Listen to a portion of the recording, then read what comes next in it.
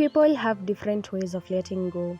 Some shave their heads as if to shed the weight of the past with every strand. Others pack a bag and disappear into a new city, hoping the skyline will distract from the ache. Some turn to late night shopping sprees, laughter that masks the pain, or tattoos etched with silent stories. Grief wears many disguises, and so does healing. But my mother, her way was different. She didn't run, she planted. Not just trees, but roots, resolve, and quiet strength that only the forest could understand. This is the story of what grew when the world fell apart.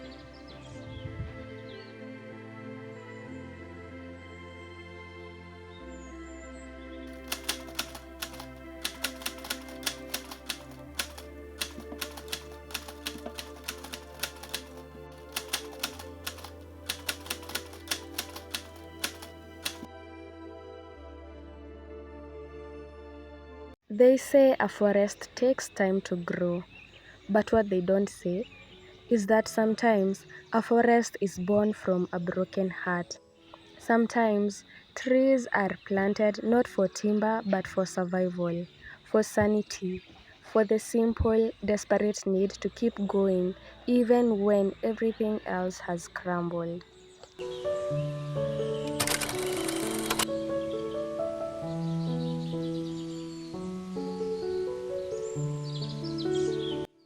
It was 2013. I was 12, and our family had just returned from the city because life had unraveled in the quiet way it often does when you are not ready. Because my mother was starting over. When life brings you back to where it all began, it's not always a punishment. Sometimes it's a sacred reintroduction to who you really are when no one is watching, to the land, to the silence, to the roots you once outgrew, now welcoming you back with cracked open arms.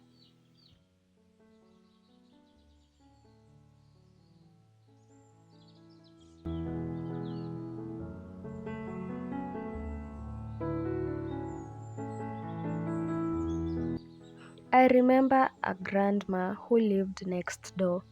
She had a small tree nursery, barely hanging on.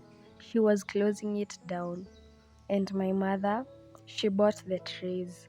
So many of them. Cypress seedlings. Dozens, hundreds maybe. And with them, she bought a vision we could not yet see.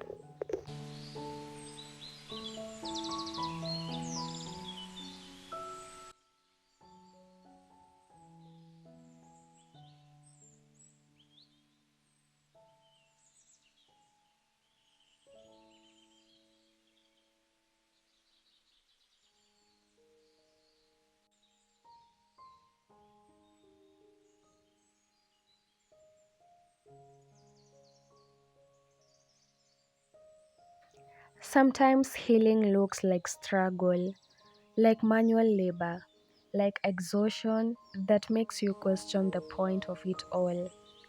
But healing is rarely glamorous.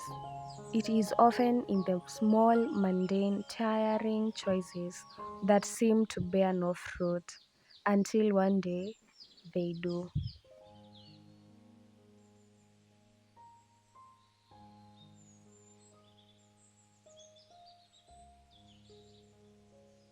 Back then, our family was in mourning, not a death, but the end of something just as devastating, a marriage, a dream.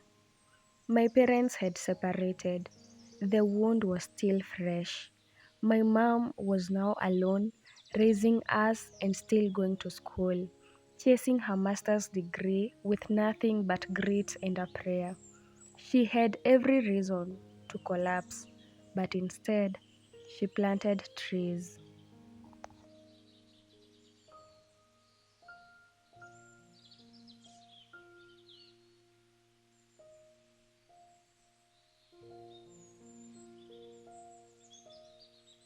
There is a kind of woman who, when in distress, doesn't scream or curse or beg. She builds, silently, faithfully. She becomes her own home, and somehow she becomes a shelter for others too. My mother was that kind of a woman. At the time, I thought she planted the trees for money. She used to say they will come in handy in the future. I believed her, but only halfway. What future? We could barely survive the present. But now I see it. This forest was not just an investment in education or land value. It was an investment in us, in our peace, in our rebirth. This was a spiritual act, a declaration that despite all the pain, we would still grow. When a woman plants a tree while her heart is breaking, she is not just growing a forest, she is growing a future she refuses to be denied. She is saying, this pain will not define us, these roots will carry us home.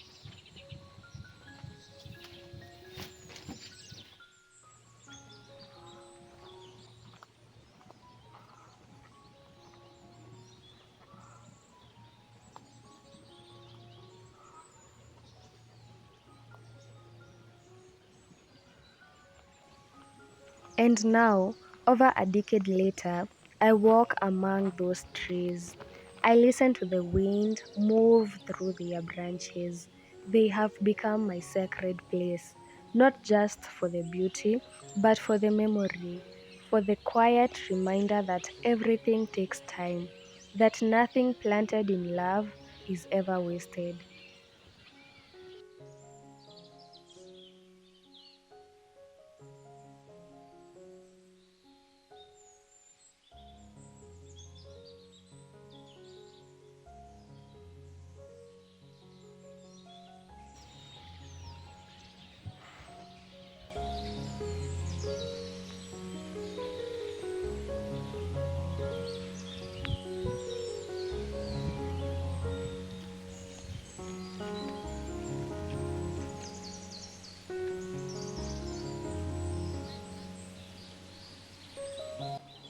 There are days now when I feel lost again, not sure if following my passion will bear any fruit, unsure if this new chapter I'm writing, this dream I'm chasing, will grow into something worth the effort. But then I remember the forest. I remember how long it took, how impossible it felt, how silly the planting seemed at the time. And now look, they stand tall, majestic, unbothered, and peaceful, like they always knew they'd make it.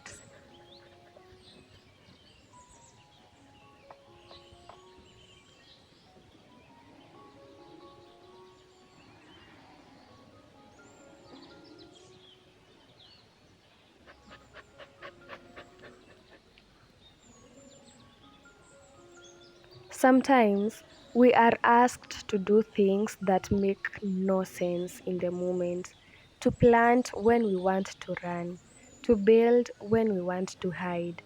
But if we honor the whisper, if we trust the quiet nudge, one day we'll find ourselves standing in a forest of our own creation, and it will all make sense.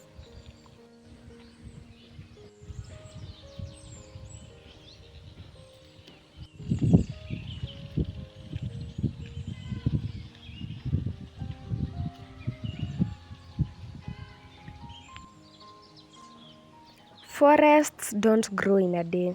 They grow the way healing does, slowly, quietly, and without applause. It's funny how life mirrors nature, right? The things that take longest to grow often become the strongest, the most generous, the most lasting. Sometimes, the future you are scared will never come is quietly growing just beneath the surface.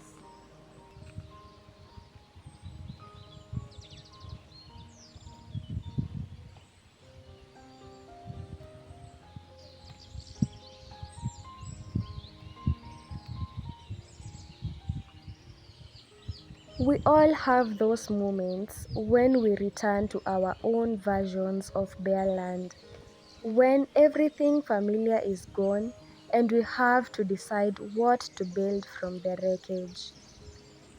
Healing doesn't always look like wellness journals or perfect routines. Sometimes it looks like dragging yourself out of bed one day at a time, planting little acts of courage in ordinary soil. Starting over is rarely a clean slate. It's usually messy, exhausting, and deeply inconvenient. But it's also where we meet our most resilient selves.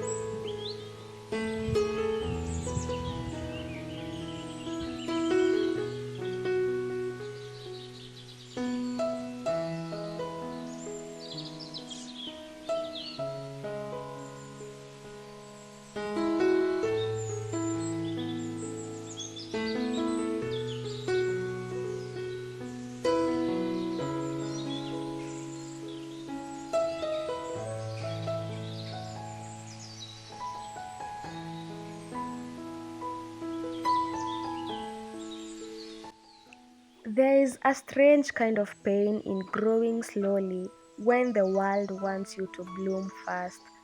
But slow growth is deep growth, the kind that holds through storms.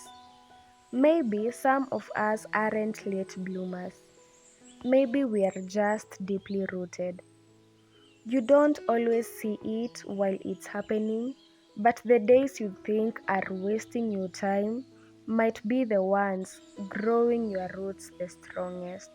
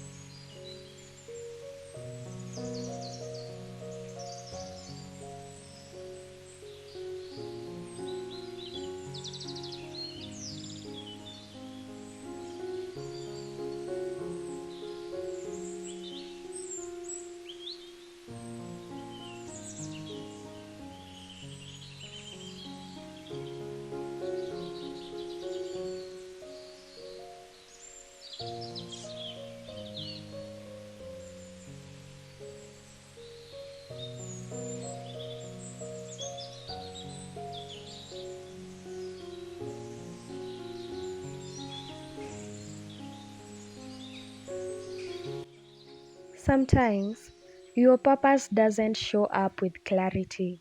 It shows up as fatigue, sacrifice, and a whisper that says, keep going anyway. The most meaningful things we create in this life often come from seasons we didn't choose but somehow survived. Pain, when gently used, can become a tool, a sculptor, a gardener. It carves us, it plants us, and sometimes it transforms what once broke us into something worth sheltering others under.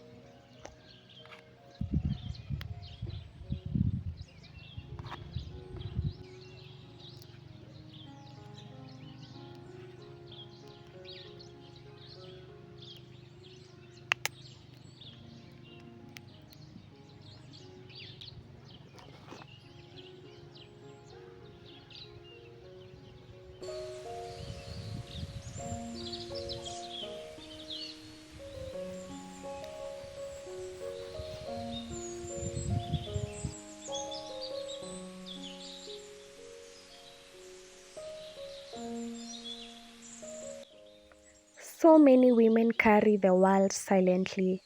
They grieve in motion, they love without applause, they rebuild without being asked, and somehow, still, they bloom. Not every warrior wears armor. Some wear aprons, walk barefoot on dry land, and grow entire forests where their lives once fell apart.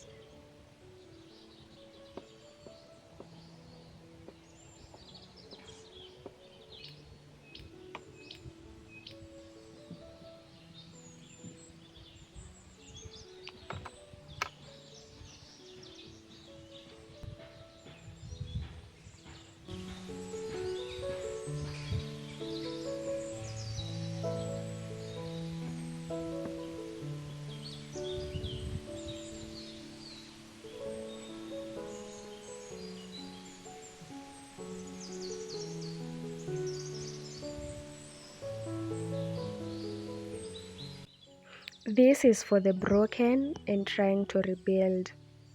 You don't have to know what the future looks like to begin again.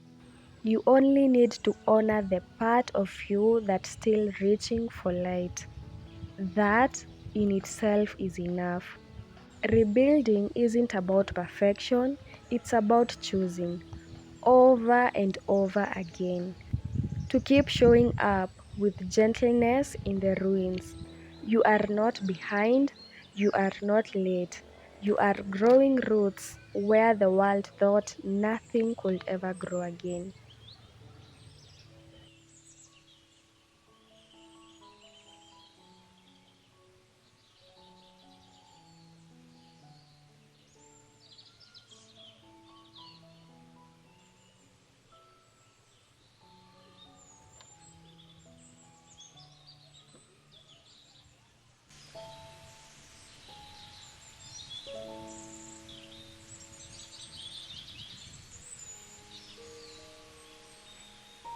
And this is for someone who is facing a midlife crisis.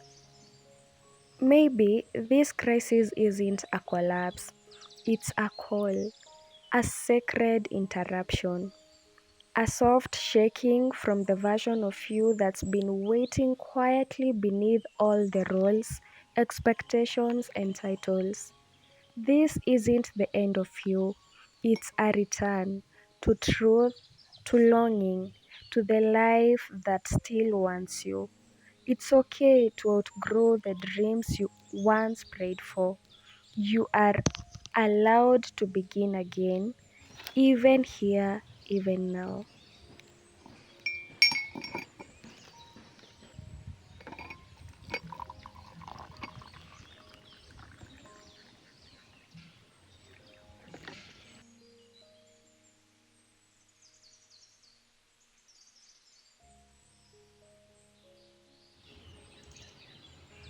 So, here's to every seed we plant in uncertainty, to the choices that exhaust us now but free us later, to the mothers who lead with a vision when the world sees only ruin, and to the children who return years later to find that healing grew tall and green and wild while they weren't looking. This is not just a forest, it's a memory, a lesson, a miracle. And may it remind you that whatever season you are in right now, no matter how slow the growth or how quiet the return, something beautiful is still taking root.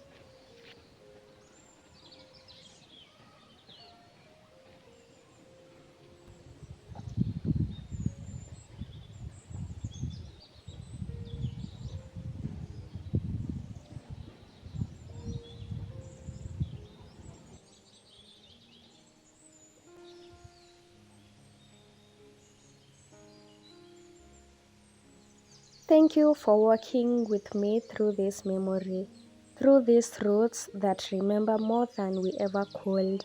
I hope you are reminded that even the most broken chapters can give birth to the most beautiful stories. Wherever you are in your journey, lost, rebuilding, or blooming. I hope this story reminded you that the slow, quiet path still leads somewhere beautiful. Thank you for being here. Until next time, keep planting peace wherever you are.